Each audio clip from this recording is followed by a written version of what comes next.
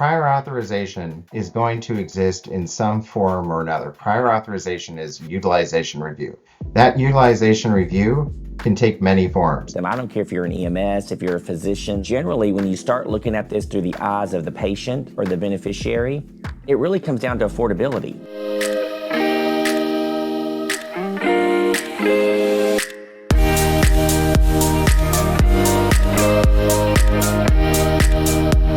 Well, thank you for joining another episode of the Leadership Lab, and I'm excited about this episode because we are talking all things healthcare, specifically right now in our current environment, and I am excited that Dr. Brian Miller has joined me. And so, Dr. Miller, thanks for joining the Leadership Lab today. Thank you for having me. Absolutely. So to some of our viewers that are watching this, they may not know who you are, and some do.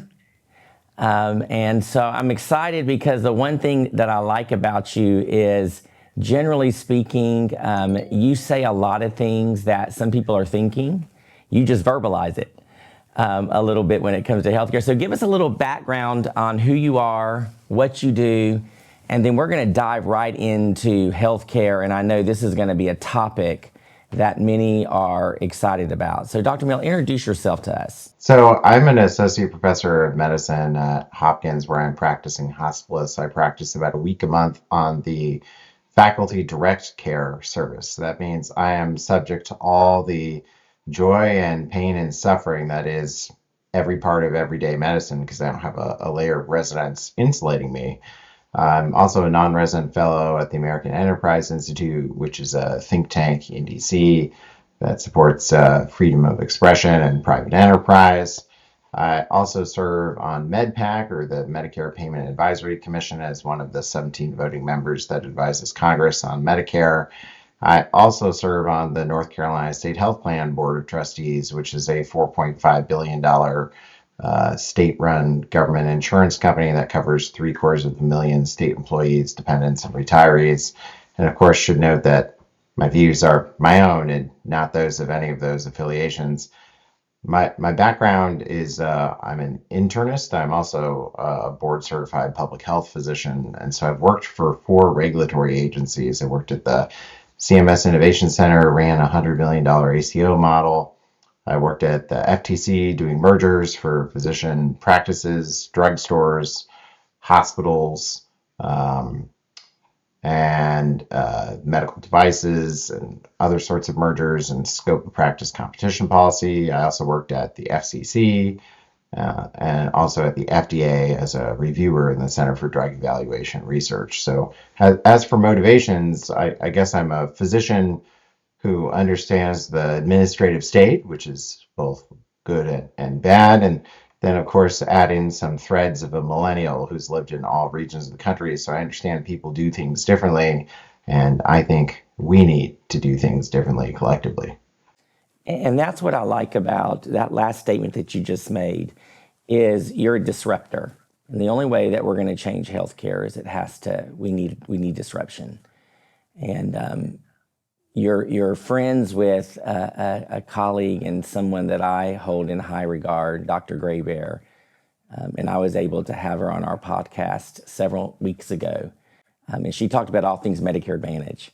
And she had some discussion around, this was right when the One Big Beautiful Bill passed, some great dialogue around the Rural Transformation Fund, and we'll get a little bit into that as well. But I know she really went into some of the details because that was her dissertation around Medicare Advantage.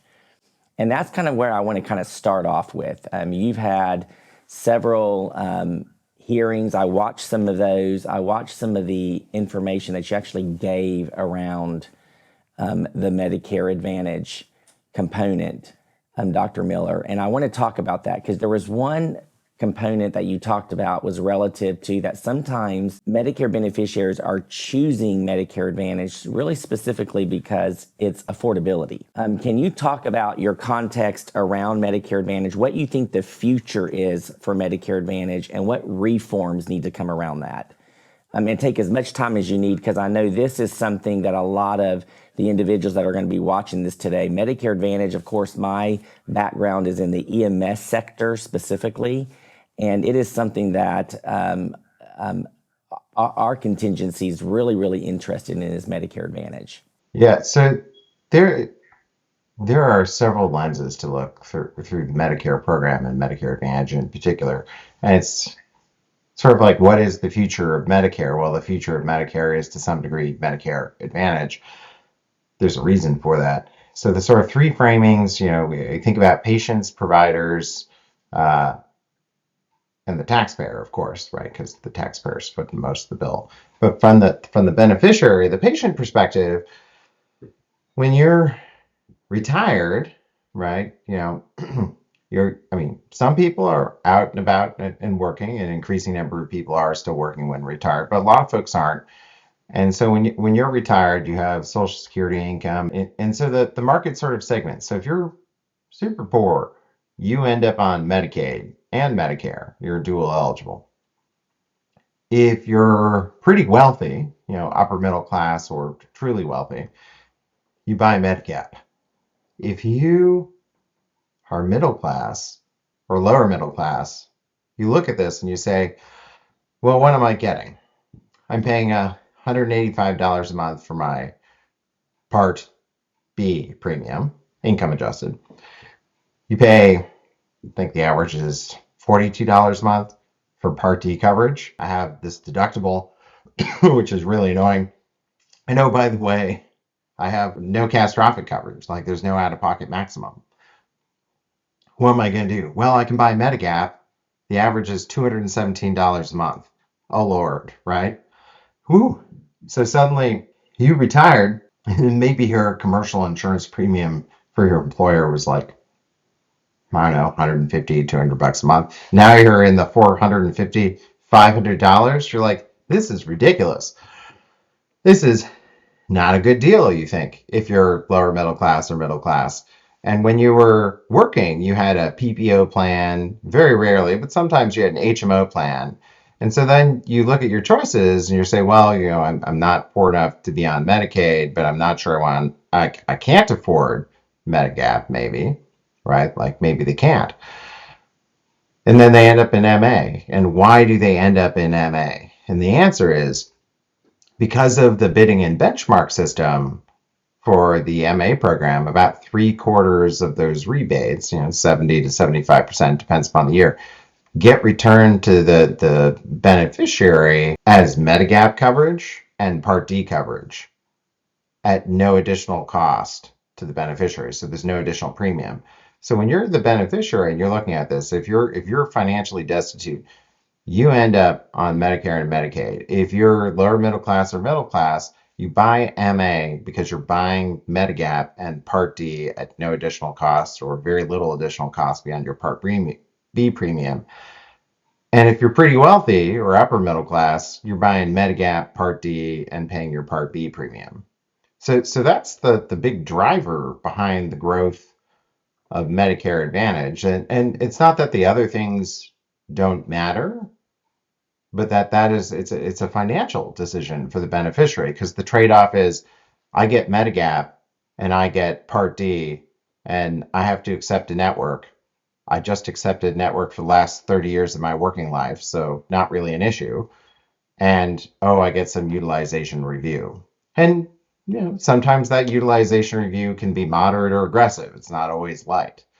So that's the trade-off for the beneficiary. And I think to not interrupt you here, but I think that that's what the listeners need to understand because I hear a lot about this with healthcare providers and discussing with them. I don't care if you're an EMS, if you're a physician, is they can't stand MA. And we'll talk a little bit about why they don't like Medicare Advantage because it does have a lot of utilization review, these onerous prior authorization concepts around. We'll get into a little bit of that. But generally, when you start looking at this through the eyes of the patient or the beneficiary, it really comes down to affordability. And that's what the adoption of that is. And that is what hit me literally square between the eyes when I saw your testimony before Congress showing the data. And Lisa Graber actually talked about that they dove deep into her dissertation relative to the numbers. And that literally was the reason why people were electing it. And I think healthcare providers need to understand that it's more about the I get what the insurance carriers are doing and some of the gamesmanship that they're doing, but this really comes down to beneficiaries find it more affordable. Yeah, because at the end of the day, when you're retired, you need a complete health benefits package. And if you get Medicare A and B and you don't have D and you don't have a catastrophic out-of-pocket maximum limit, like that's not a good deal for you as a beneficiary. Like that's bad. If you have heart failure, you need outpatient prescription drugs. If you have heart failure and you get hospitalized, you want an out-of-pocket maximum cap, right? Like you can't not have that in today's society. Because back when Medicare was created in 1965, right? What was the joke? You know, there's something called the JNC, which are treatment guidelines for the treatment of hypertension.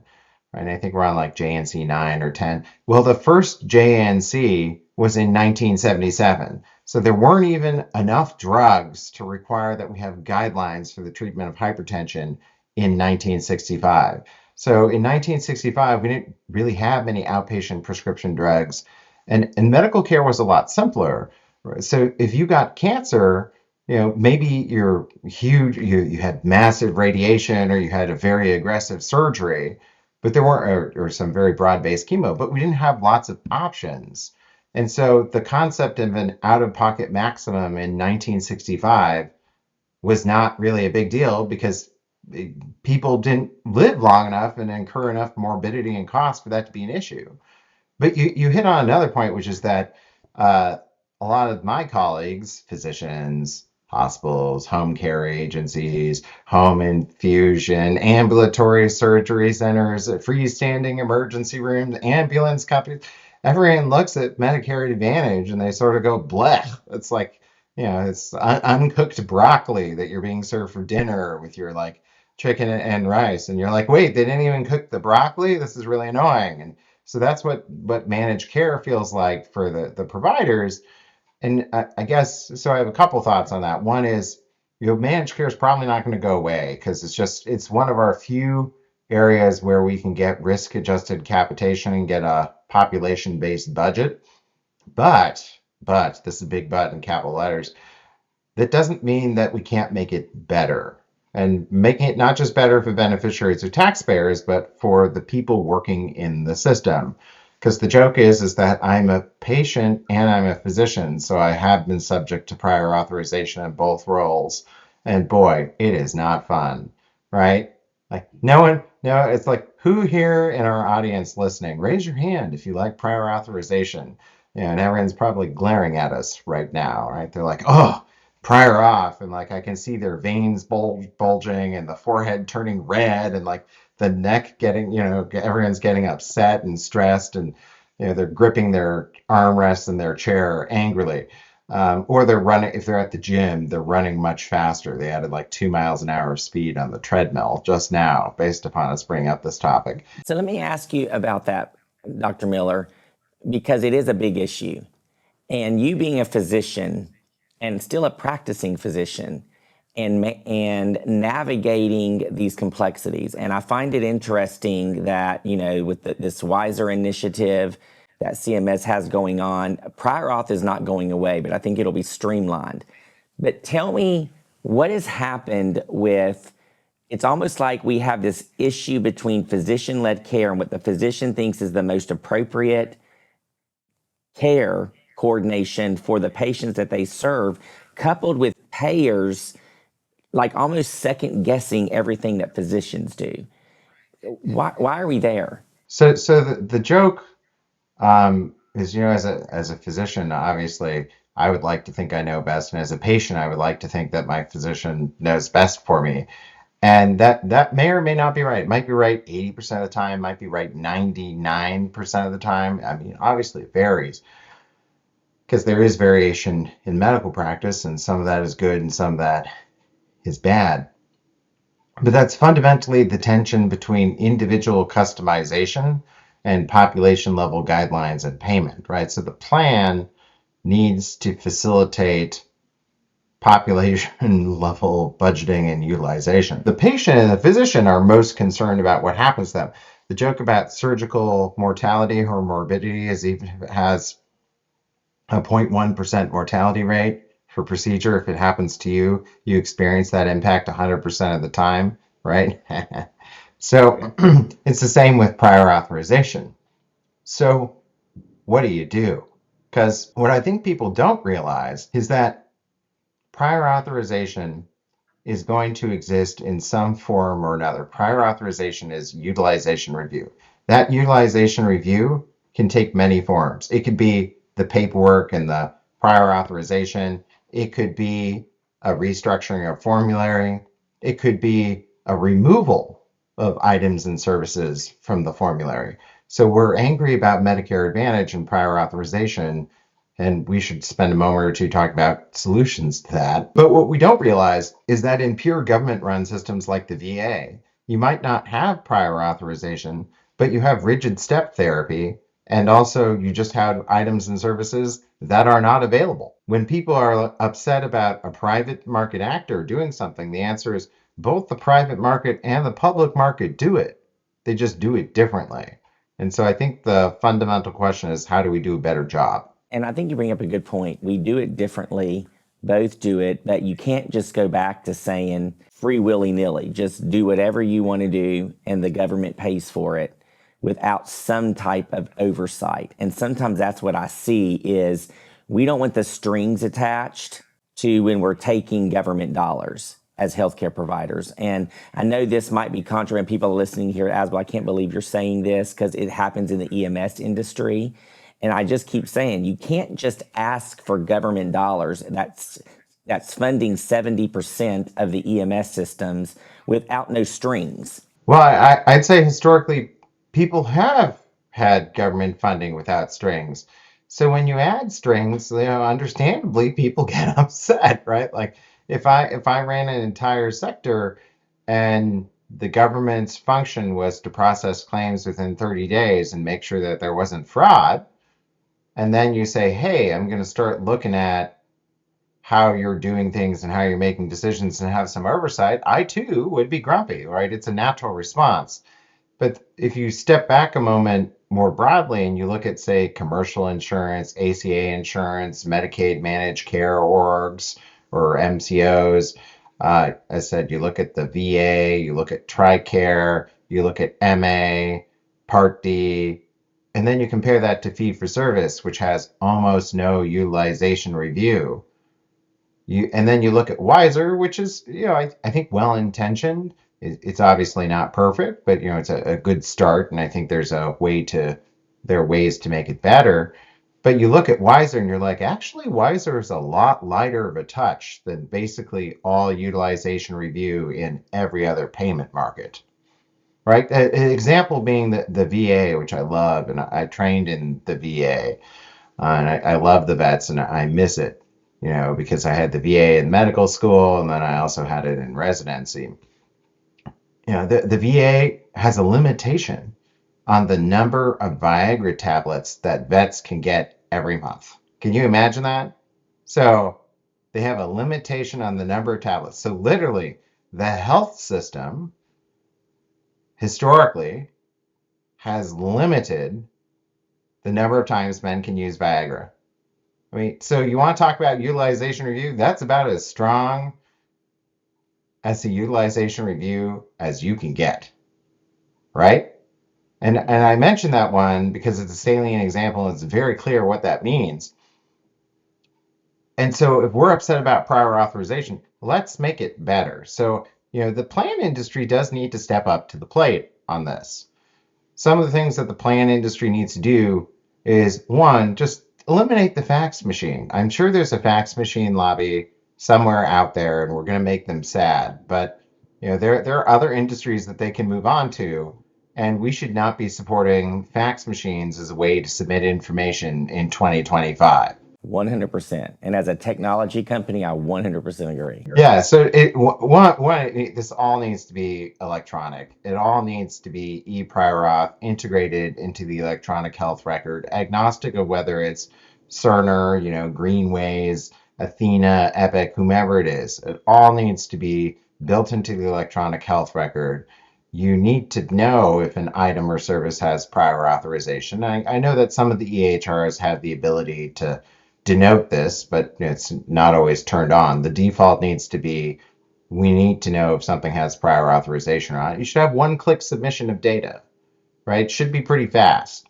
And you want to use AI to approve and accelerate access to therapy and care. And then I think the other thing is, if you have, say, for outpatient prescription drugs, we need to have formulary tiering available in the electronic health record everywhere so that patients and physicians know. And you need to know how much stuff costs. Because if I'm going to be a good clinician, right, and someone else is going to invariably have to foot the bill for the stuff that I order, part of me being a good clinician is not just delivering effective care that's customized, but also cost-effective care. And since we're in a market-based system, or we're trying to be, I would say, we have that responsibility as patients and physicians to try and do that. This episode is sponsored by Solutions Group Services, healthcare leaders' go-to source for maximizing reimbursement and inspiring innovation. At Solutions Group Services, our technology and consulting expertise help organizations recover millions in hidden revenue without disrupting their workflow. Through our flagship AI-powered tech product, Black Ink, we reveal the dollars stuck in insurance claims and give you the map to get them back. Because for healthcare leaders, they know leaving money on the table isn't an option for their organization.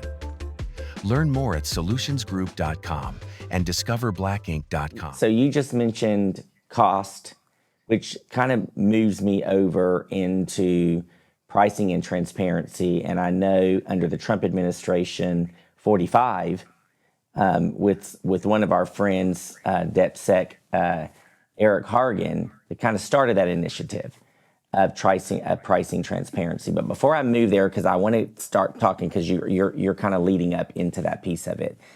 The last thing that I have, because this resonates a lot with us, from prior auth to understanding when a doctor prescribes something.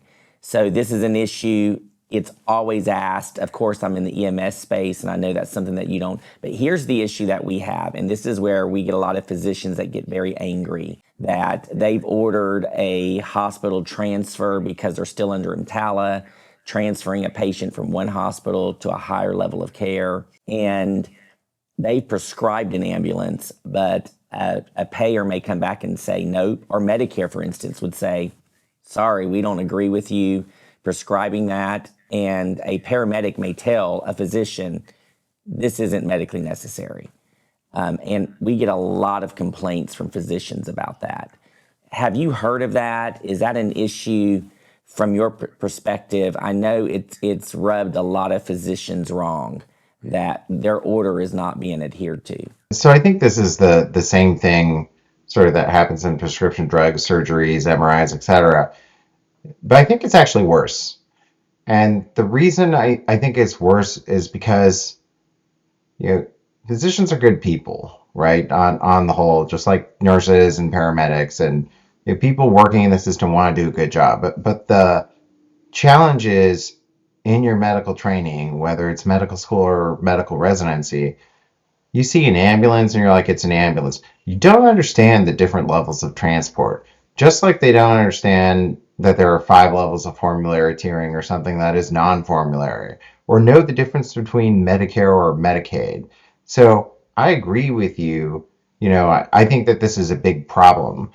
I think the biggest part of the problem is that most of the time clinicians don't actually know the different levels of transport that they can order and what it means. And so as a result, I would say it's hard for you as a clinician, if you're not entirely aware of all those details, it's not about even making the decision. It's about defending the decision and interacting with the payer, right? Because if there is a challenge and you're not like, you think about it, if I think about the average clinician or the average hospitalist that I know, and I ask them about the differences for qualifying between subacute rehab and acute rehab, most of them can't answer. They might say that, oh, like acute rehab, you have to be stronger and more able to do stuff, but most people don't know those details because our system has clinicians focusing on a lot of other routine manual tasks that can and should be automated, so that that management aspect that clinicians should be doing, they don't have the time bandwidth or the cognitive brain space to do so. So I agree it's a problem, but I think we need to unburden physicians of other tasks so that they can start to address those sorts of issues. Sometimes it's just kind of an educational knowledge base as well that might be causing some of these. Right, because like if I asked my average hospital medicine colleague, now the ER physicians probably know better, but if I asked my average hospital physician colleague about the different levels of ambulance transport, they'd probably stare at me and start blinking and say, there are different levels of ambulance transport. I thought that you just put the patient in an ambulance, right? So, and I would say, a bigger issue, which is a discussion for another day, is sort of the unfair burdens occasionally that EMTALA places on hospitals. Oh boy. And once I bring up EMTALA, here we go. And it's the same thing with HIPAA. It's like HIPAA, EMTALA, boy, we start running rabbit trails on that because The EMTALA, has good intentions, but large components of it are extremely unfair to the hospital industry. yeah. And you can see immediately when they introduce some of these, you could start seeing the administrative burden go. So there is a direct correlation between HIPAA.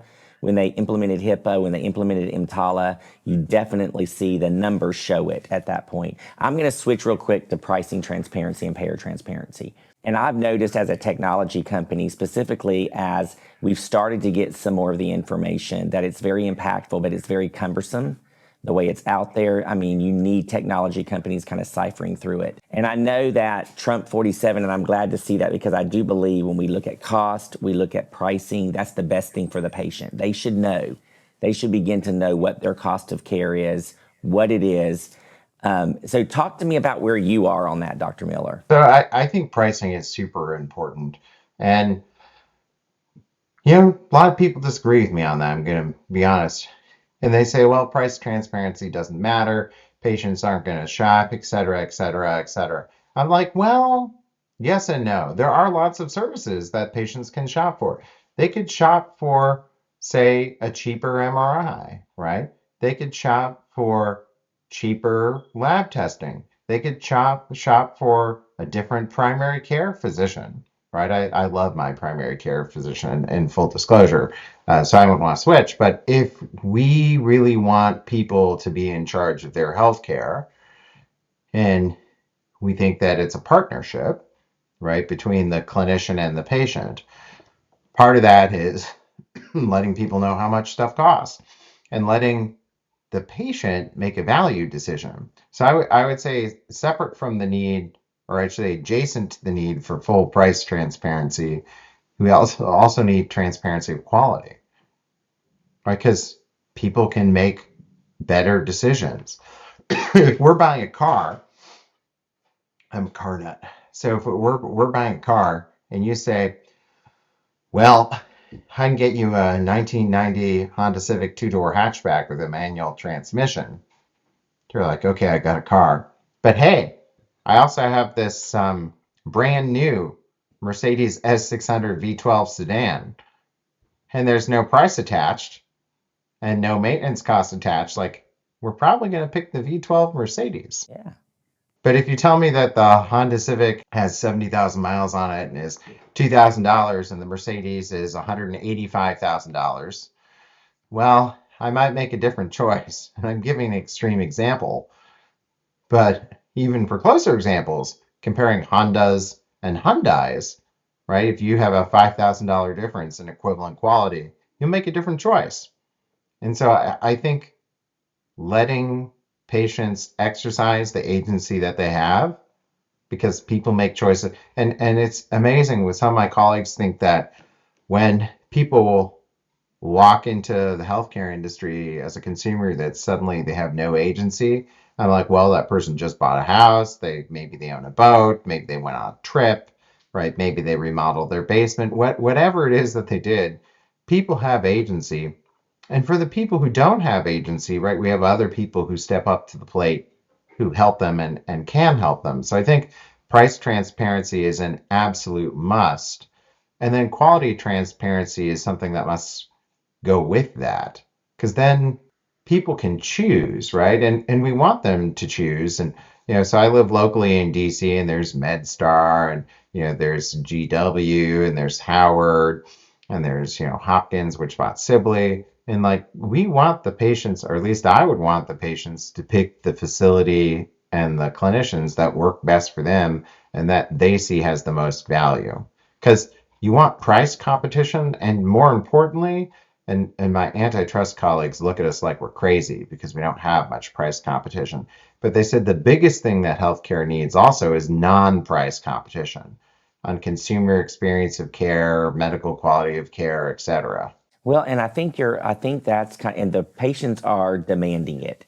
And in our environment now where they have so much access to information, and if I want to get access to information, but I'm having a hard time finding it in the healthcare sector, that's why the patients are getting upset. Generally speaking, what we hear is patients are generally, okay, I've got good health care, but the moment they start getting the invoices and the pricing and then these out of pockets, and they start seeing increasing in their out of pocket premiums and deductibles, and all of a sudden there's an issue with the care now. Now they're looking and saying, okay, what's the difference in the quality of what I've received? I had a colleague who knows the industry, has been in the physician world for 20 years, and she had to get an MRI. And to your point, under her insurance, the MRI was a certain price, and so it went to her deductible. She went to another place and said, I want your self-pay amount. If I didn't have insurance and what that self-pay, it was significantly different than filing to the insurance. And this is what we're seeing. This is what the patients are seeing. And so now they're demanding, saying something is off. And I think the transparency gets there with a quality piece. So let's talk about that. And I want to pivot there because you've got some experience behind there, specifically working CMMI at one time with the value-based model. There were all these value-based models, but for some reason, many of them didn't provide what we were looking for. There's still this component that's marrying that quality to price. In your mind's eye, Dr. Miller, what do you think that is? I'm not understanding why this hasn't developed faster. We're not getting paid more appropriately related to that, because not all healthcare is equal. Well, one, there's the quality industrial complex, right? So there's this whole infrastructure attached, and there are some institutions, university institutions, that get hundreds of millions or billions of dollars to construct quality metrics. So if you sort of go and play with their space, they tend to get upset and they bite you. So that's one reason. The other reason is we have this concept that that the government has to measure individual clinician quality. So we need somebody in Maryland measuring that individual doctor in Nebraska, Hawaii, California. So we have a sort of, or that single little home health agency in rural Portland, right? So we have sort of a misconception of how we measure quality. And there has never been a market or a provider who someone in DC has not wanted to measure the quality of at a microscopic level. So that's the first problem. So one is we need to sort of take a step back on quality measurement. One, and what does that mean? One is maybe at the individual clinician level, we let the market take care of that, right? So I have booking.com for hotels, I have Yelp for restaurants. So perhaps consumer-based and facing platforms are better ways to measure quality of, say, small businesses. And small business in healthcare could even mean, say, a critical access hospital, right? Do we need to micro-target quality metrics?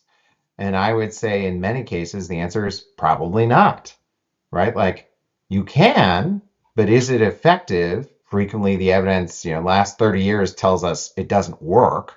Just objectively, it has not. Most quality measurement programs have not improved quality. So maybe we should stop torturing individual providers and facilities. And, for example, the American Hospital Association has lots of concerns about hospital star ratings.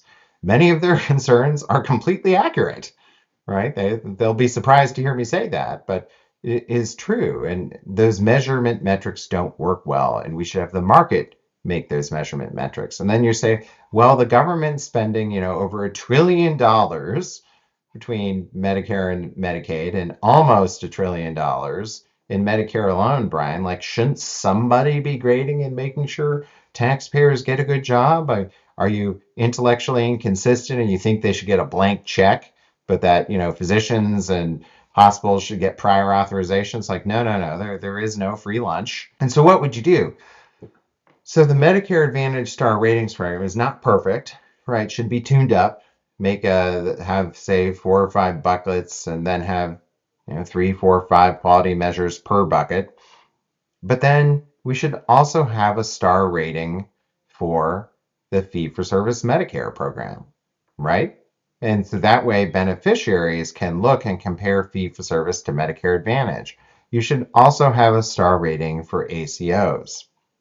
The idea being, as the government, I should grade at the programmatic level, right? So for MAs, it could be grading plans. I mean, currently it's by contracts. It could be by plans, could be at the regional level, could be at the county level. For ACOs, you could do it by ACO. For fee for service, you could do it by MAC regions.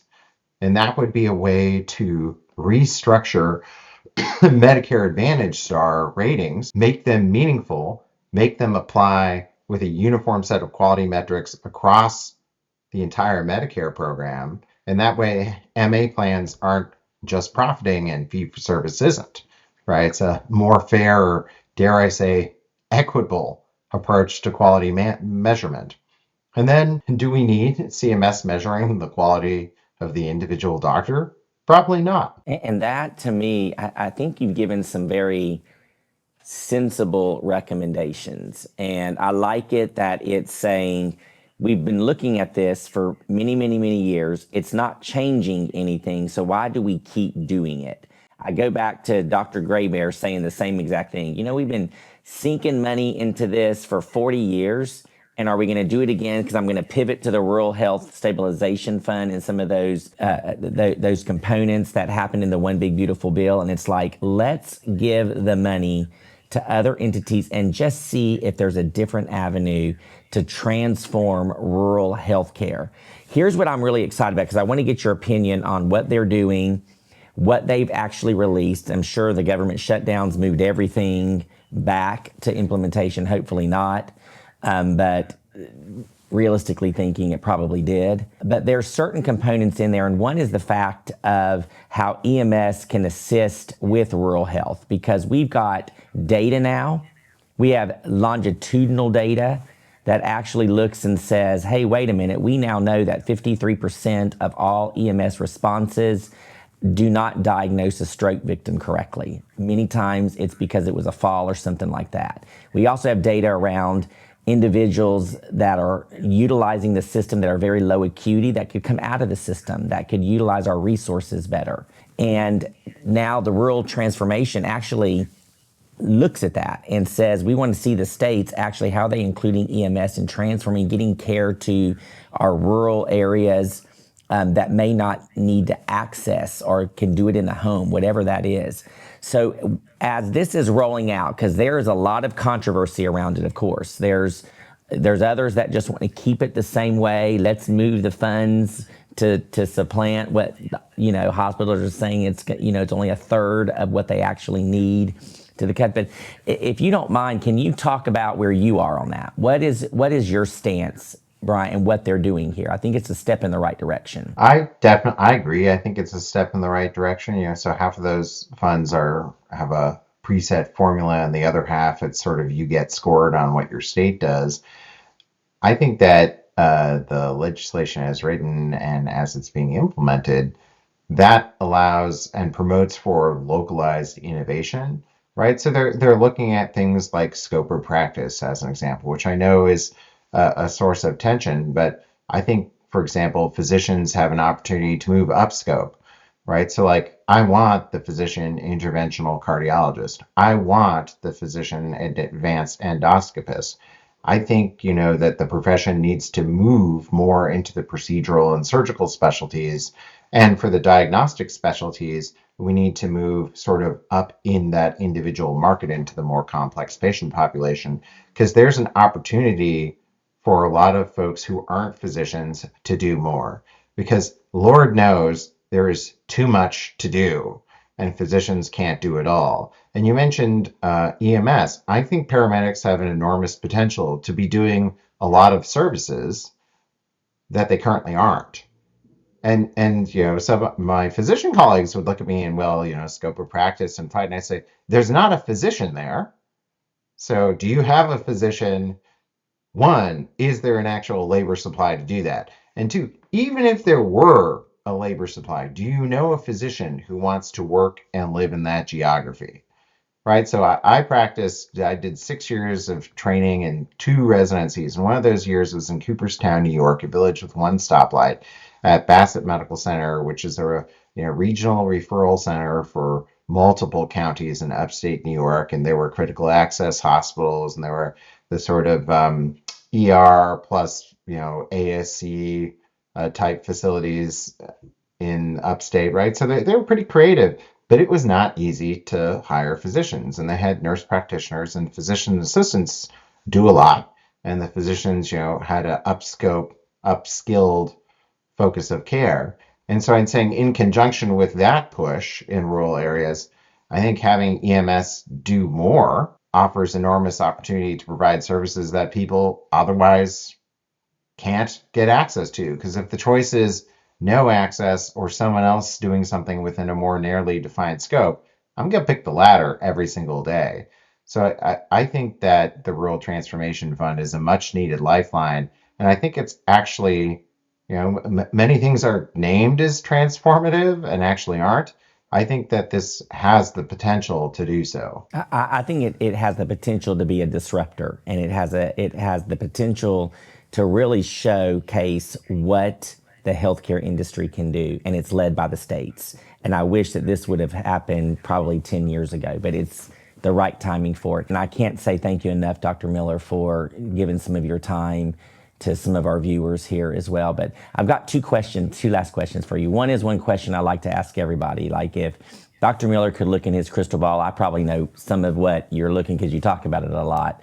But what's one thing that you would do to radically change healthcare? And then what keeps you up at night in the healthcare? Like, what's one thing that keeps you up at night as well? So I guess I'd say two things, because I don't follow directions very well, that I would do. One is I would do, because I am a physician, I would do that quality transformation where you grade at the program level, fee for service, ACOs, and M.A. on the same set of 20 to 30 quality metrics across 4 or 5 buckets, and have a upside and downside risk for both program, or for all programs. And so that way MA plans aren't the only ones profiting from doing well, that everyone can profit from doing well. And then eliminate a lot of that quality regulatory underbrush, which is not helpful and adds administrative cost and makes everyone's hair turn white. The second thing that I would do is I think that we have neutered physicians unintentionally, right? So we've turned physicians into these sort of Dilbert-like employees who don't feel like they don't have agency and they can't change the delivery system. And so what I would actually, the second thing I would do is I would have a stark waiver in the setting of managed care. In the setting of Medicaid MCO bennies or MA bennies, I would say stark should not apply, because you have utilization review to address valid concerns about induced demand and fee for service. And that would, one, not just create an opportunity for physicians to feel like they have agency and actual ownership over the business, but more importantly, it would also promote, I'd say, unification of the management with physicians. Because the number one complaint that I get from my hospital CEO friends, and I do have hospital CEO friends, contrary to popular belief, is that they say, I can't manage these doctors. They're like cats. They do whatever they want. They shred the furniture, shed everywhere. And I'm like, one, I have cats, so I completely understand. Two, I am a physician. I definitely understand. But if we can align incentives of management and the clinicians and, have people support ownership and partnership as an opportunity to transform care delivery, and have the owners not just be the corporations, but also the janitor, the nurse, the doctor, the pharmacist. That puts people on a much better track to transforming care delivery. And so I'd say the thing that keeps me up at night is, how do we push policy that is more pragmatic and help people be more pragmatic, right? Because when you sort of focus on pragmatism and making the system better, a lot of those sort of political issues actually can fade into the background. But getting people to the what works sort of discussion is much harder, because everyone likes to bring their favorite paper, favorite idea. And yes, we all have pet policy rocks, but we need to leave those at home and focus on what works. I'll just segue off on this with you, Dr. Miller. I can't thank you so much for that, but I 100% agree. I think the more the patient becomes informed, they're going to demand that change, and it's going to require the industry, the healthcare industry, payer, provider side, to be more transparent, and the data is going to lead. And I couldn't agree with you more when you said it's like the physicians have been neutered. The physicians have got to get back in a place of leading this, coupled with the transparency side of it. And all of this will take care of itself. And that might be pie in the sky or Pollyanna, but I believe the more that we can do venues like this to get the average consumer informed. It's easy for y'all to get in the group thinks and the think tanks up there in DC. We all talk with each other, and the general public doesn't understand that. And that is my mission, is to get voices like yours, smart, brilliant minds, to the average American to understand what's going on here. So, Dr. Miller, I can't say thank you enough for coming on the Leadership Lab with me today. Thank you for having me. You bet. Have a good one, my friend. You too.